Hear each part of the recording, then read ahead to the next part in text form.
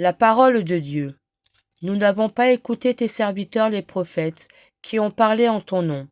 À toi, Seigneur, la justice, à nous la honte au visage. Au Seigneur notre Dieu, la miséricorde et le pardon. Car nous nous sommes révoltés contre lui.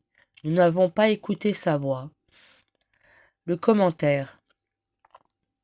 Dieu parle et l'homme n'écoute pas. Dieu donne une loi et l'homme se rebelle. Tel est, depuis le jardin d'Éden, le drame du péché. La créature s'éloigne de son Créateur. Plus elle court à sa perte et moins elle s'en rend compte. L'obstination va de pair avec l'obscurcissement, et seule la conversion peut rompre cet enchaînement.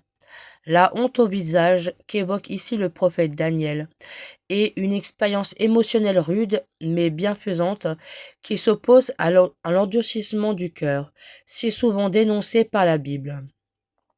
La tradition chrétienne parle du don des larmes, quand la miséricorde reconnaît enfin sa misère et que son orgueil rend les armes, dans son abandon de tout l'être, corps et âme. Reconnaître son péché n'est pas masochiste, c'est un sursaut salutaire, le fruit de la grâce divine qui ne se résigne pas à notre ruine. Le carême est le moment favorable pour quitter nos impasses mortifères et retourner vers la source de la vie et de l'amour. Partager. La voix du Seigneur peut se faire entendre concrètement dans nos vies d'hommes et de femmes qui se débattent dans les contradictions de leur temps, à la recherche du visage de Dieu. Nous avons besoin de contempler le bien et le vrai qui font la sainteté d'une personne, dont le mal semble crier victoire. Avons-nous un compagnon du carême, un saint d'hier ou d'aujourd'hui, un frère d'armes pour cheminer avec nous? Choisissons cet ami spirituel dont notre âme a besoin, pour nous convertir dans le calme et la tranquillité. Notre partage de ce jour pourrait être de reconnaître que nous avons un trésor à recevoir et de la communion des saints. À l'école de Sainte Faustine. La durée du postulat sera d'1 année. Pendant ce temps, la candidate devra étudier si ce mode de vie lui plaît et lui convient. La maîtresse, elle aussi, devra soigneusement étudier si la personne en question s'adapte à ce genre de vie ou non.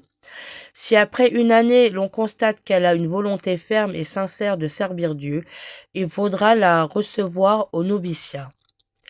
Du petit journal de Sainte Faustine au numéro 443. La résolution. Je m'applique à tout faire avec précision et professionnalisme, surtout les choses les plus petites et insignifiantes. Et, le plus important, je fais tout avec amour en l'offrant au Seigneur. Prions.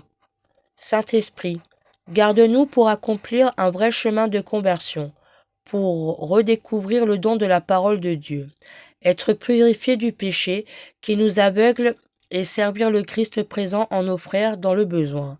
Aide-nous à prier les uns pour les autres afin que, participant à la victoire du Christ, nous sachions ouvrir notre porte aux faibles et aux pauvres. Nous pourrions alors vivre et témoigner de la joie de la Pâque. Tes paroles, Seigneur, sont esprit et elles sont vie. Tu as les paroles de la vie éternelle.